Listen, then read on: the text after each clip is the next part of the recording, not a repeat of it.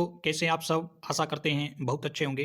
दोस्तों, इस YouTube channel के द्वारा, इस यूट्यूब परिवार की तरफ से हम लगातार भारत की जो भी जातियाँ हैं, चाहे वो एससी वर्ग में आती है, चाहे एसटी में है, चाहे ओबीसी में है, चाहे ईडब्ल्यूएस में है और चाहे सामान्य वर्ग में है, उन सभी जातियों से संबंधित ऑथेंटिक्स जो डाटा है, वो लगातार आपके सामने वन बाय वन करके रख रहे हैं।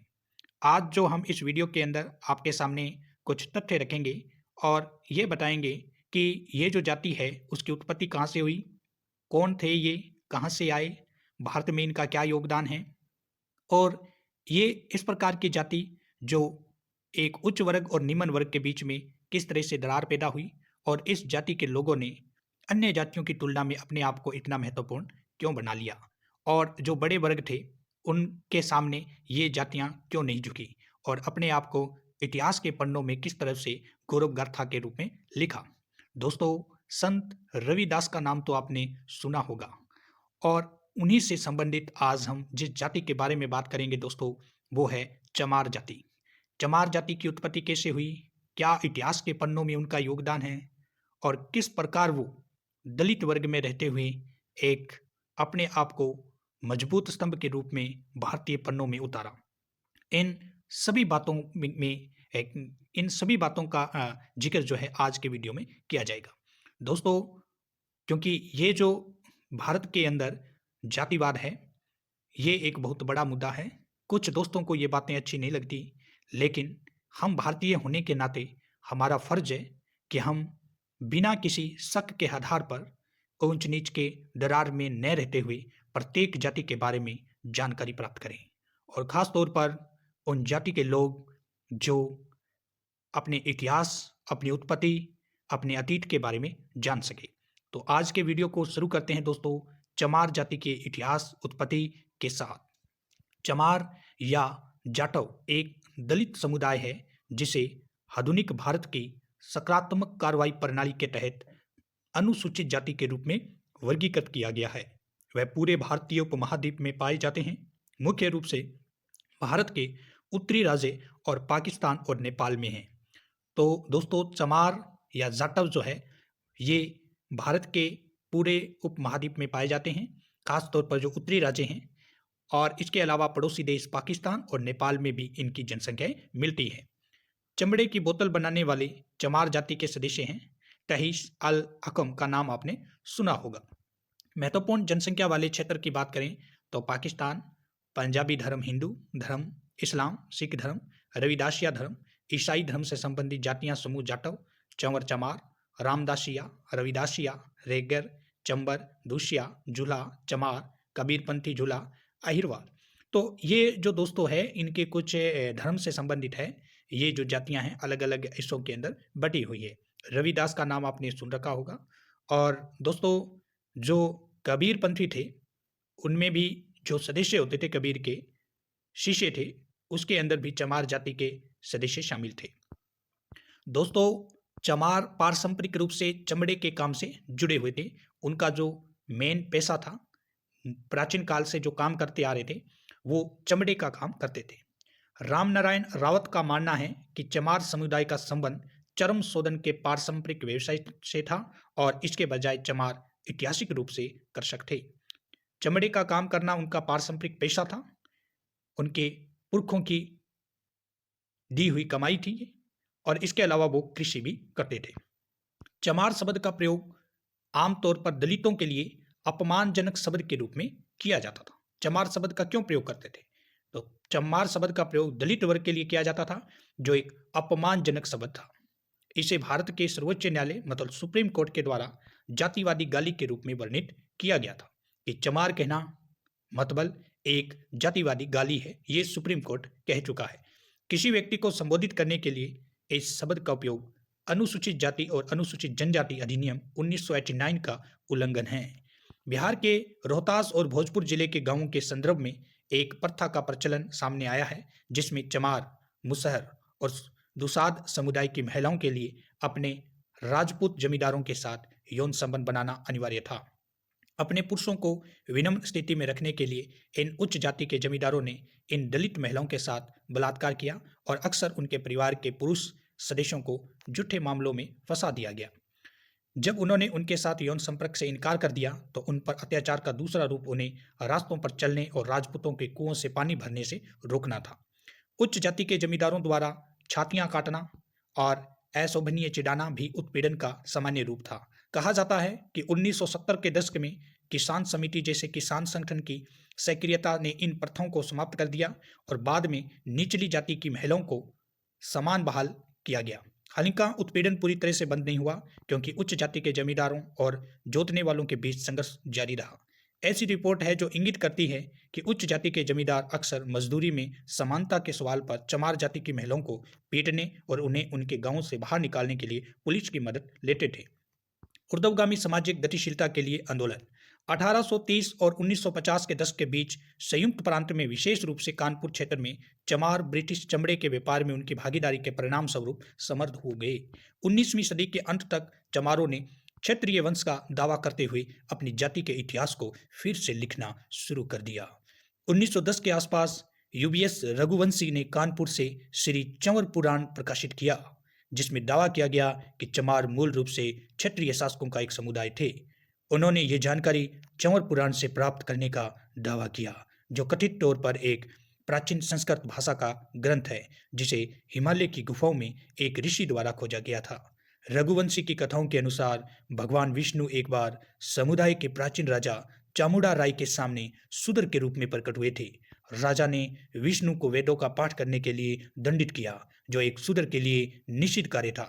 तब भगवान ने अपना असली रूप प्रकट किया और अपने वंश को चमार बनने का श्राप दे दिया, जिनकी स्थिति शूद्रों से भी कम होगी। जब राजा ने माफी मांगी तो भगवान ने घोषणा की कि एक नए ऋषि, जिन्हें रघुवंशी रविदास के रूप में पहचानते हैं, के प्रकट होने के बाद चमारों को कलयुग में फिर से उठने का अवसर मिलेगा। चमारों के एक वर्ग ने अपनी वंशावली कृष्ण से बताते हुए जाटव के रूप में क्षत्रिय होने का दावा किया और इस प्रकार उन्होंने यादवों के साथ जोड़ दिया गया। 1917 में स्थापित जाटव पुरुषों के एक संगठन जाटव वीर महासभा ने 20वीं शताब्दी के पूर्वोत्तर में ऐसे दावे करते हुए कई पर्चे प्रकाशित किए। संघ ने निचले दर्जे के चमारों जैसे गुलिया के साथ भेदभाव किया, जिन्होंने क्षत्रिय होने का दावा नहीं किया। 20वीं सदी की शुरुआत में सबसे प्रभावशाली चमार नेता स्वामी अच्युतानंद थे, जिन्होंने ब्राह्मणवाद विरोधी आदि हिंदू आंदोलन की स्थापना की और निचली जातियों को भारत के मूल निवासियों के रूप में चित्रित किया, जिन्हें आर्य आक्रमणकारियों ने गुलाम बना लिया था। 1940 के दशक में भारतीय राष्ट्रीय कांग्रेस ने BR अम्बेडकर के प्रभाव का प्रतिकार करने के लिए चमार राजनेता जगजीवन राम को बढ़ावा दिया। हालांकि वह उच्च जाति के प्रभुत्व वाली पार्टी में एक अपवाद बने रहे। 20वीं सदी के उत्तरार्ध में BP मौर्य जैसे नेताओं द्वारा अपना आधार बढ़ाने के प्रयास के बावजूद उत्तर प्रदेश में अम्बेडकरवादी रिपब्लिक पार्टी ऑफ इंडिया पर चमार जाटव का वर्चस्व बना रहा। 1970 के दशक में RPI के पतन के बाद बहुजन समाज पार्टी बसपा ने चमार मतदाताओं को आकर्षित किया। चमार नेता काशीराम और मायावती के नेतृत्व में से चुनावी सफलता मिली। मायावती, जो उत्तर प्रदेश की मुख्यमंत्री बनी, भंगी जैसे अन्य दलित समुदायों ने आरक्षण जैसे राज्य लाभों पर चमारों के एकाधिकार की शिकायत की। कई अन्य दलित जातियां चमारों जाटव के द्वारा दलित राजनीति पर वर्चस्व से नाराज होकर संघ परिवार के प्रभाव में आ गई। फिर भी उत्तर प्रदेश में बसपा के उदय के साथ एक सामूहिक एकजुटता और समान दलित पहचान तैयार की गई, जिसके कारण विभिन्न विरोधी दलित समुदाय एक साथ आए। अतीत में चमार ने एक अन्य दलित जाति पासी के साथ कड़वे रिश्ते साझे किए थे। इस कड़वे रिश्ते का मूल कारण सामंती समाज में उनकी भूमिकाएं थी। पासी लोग उच्च जाति के जमींदारों के लिए लठेत या लाठी चलाने वाले के रूप में काम करते थे। बाद में उन्होंने अतीत में कई बार चमारों को पीटने के लिए मजबूर किया गया था। बसपा के एकीकरण अभियान के तहत ये प्रतिद्वंदी जातियां एक ही राजनीतिक छत्र के नीचे दलितों की एकता के लिए एक साथ आई। घुसिया भारत में एक जाति है जो कभी कभी चमार, घुसिया, जोशिया या जाटव से जुड़ी होती है। वह उत्तर प्रदेश और अन्य जगहों पर पाए जाते हैं। भारत के विभाजन के बाद पंजाब, हरियाणा के अधिकांश घुसिया पाकिस्तान से चले गए। पंजाब में वे मुख्य रूप से लुधियाना, पटियाला, अमृतसर और जालंधर शहरों में पाए जाते हैं। वे राव और जाटव उपनाम अपनाने के लिए BR अम्बेडकर से प्रेरित हैं। चमड़े की कारीगरी और चमड़े की कारीगरी से बुनाई के पेशे में आने वाले चमारों ने झूला चमार की पहचान अपना ली, जो अन्य समुदायों द्वारा झूला के रूप में स्वीकार किए जाने की इच्छा रखते हैं। आर के पृथ्वी के अनुसार यह बदलाव चमड़े के काम से जुड़ी कथित गिरावट से खुद को दूर करने की इच्छा को दर्शाता है। प्रथम चमार रेजिमेंट द्वितीय विश्व युद्ध के दौरान अंग्रेजों द्वारा गठित एक पैदल सेना रेजिमेंट थी। आधिकारिक तौर पर इसे 1 मार्च 1943 को 27वीं बटालियन टूरी पंजाब रेजिमेंट के रूप में बनाया गया था। इसे पहली बटालियन में परिवर्तित कर दिया गया। बाद में द्वितीय विश्व युद्ध समाप्त होने के तुरंत बाद इसे भंग कर दिया गया। 1 वर्ष की सेवा के बाद रेजिमेंट को 3 सैन्य क्रॉस और 3 सैन्य पदक प्राप्त हुए और उसने कोहिमा की लड़ाई लड़ी। 2011 में कई राजनेताओं ने इसे पुनर्जीवित करने की मांग की है। तो ये था दोस्तों आज का चमार जाति का इतिहास, जिसमें आपने अलग अलग नाम सुने हैं। अलग अलग जो चमार जाति के शिक्षित वर्ग के लोग थे, उन्होंने इस रेजिमेंट को, इस चमार समुदाय को आगे बढ़ाने का प्रयास किया है। और खास तौर पर जिनका नाम आता है संविधान के जनक और जननी बी.आर. अम्बेडकर, जिन्होंने लगातार संघर्ष किया, लगातार प्रयास किया और इस जाति को एक अलग जाति के रूप में स्वीकार करते हुए जो उच्च वर्ग के लोग थे उनके सामने लाकर खड़ा कर दिया। जो बी.आर. अम्बेडकर थे, रवि किशन दास थी, मायावती थी जिसने बसपा पार्टी का निर्माण किया। फिर ये सब जातियां जो दलित वर्ग में आती थी एक ही छतरी के नीचे आई और अपनी पहचान के लिए एकजुट होकर लड़े। चमार जाति आज भी भारतीय पन्नों में अपनी जगह रखती है। आज भी भारत के पन्ने खोलकर देखते हैं इतिहास में तो चमार जाति का नाम आता है। चमार जाति के साथ जो उच्च वर्ग के लोग थे उन्होंने बहुत अन्याय किया था, लेकिन इस जाति ने अपने आप को संघर्षशील रखा, लगातार प्रयत्न करते रहे और आज ये भारत की प्रमुख जातियों में गिनी जाती है। चमार शब्द से चमड़े का पारंपरिक कार्य था, लेकिन धीरे धीरे इन्होंने अपने कामकाज को और बढ़ाया। कृषि, कृषि से नौकरियां, नौकरियों से राजनीति के अंदर इन्होंने अपने पैर पसार लिए हैं। चमार जाति भारत के सुनहरे पन्नों में लिखी हुई एक दलित वर्ग की जाति थी। जो चमार शब्द था उसको सुप्रीम कोर्ट में भी चुनौती दी गई थी। सुप्रीम कोर्ट का फैसला था कि चमार का मतलब है किसी को गाली देना, अपमानजनक शब्द बताना। इनकी महिलाओं के साथ बहुत उत्पीड़न हुआ था, फिर भी इस जाति ने अपनी जो संघर्षशील प्रयास थे वो हमेशा जारी रखे। ब्राह्मणों से कैसा संबंध रहा इनका? ब्राह्मण लगातार इस जाति को दलित जाति का दर्जा और निचले शूद्र की श्रेणी में रखना चाहती थी, लेकिन इस जाति ने अपने आप को अस्पृश्यता के कानून में बंधने नहीं दिया और जो अस्पृश्यता का कानून था उसको तोड़ दिया, क्योंकि अनुच्छेद 17 जो है उसमें यही लिखा हुआ है कि अस्पृश्यता का अंत किया जाए। जो इनके साथ हुआ वो गुजर गया। इनके जो पूर्वज थे वो उनके पैरों को इतना ज़्यादा पकड़ के बांध कर बैठे थे कि इनके इतिहास के पन्नों में जगह मिली। चमार जाति ने बिल्कुल अपने आप को एक सुनहरे अवसर में बांधा है। लगातार लोगों ने इसके लिए, इस जाति के लोगों ने संघर्ष किया है। धन्यवाद दोस्तों। आज के वीडियो में हमने देखा है चमार जाति का इतिहास।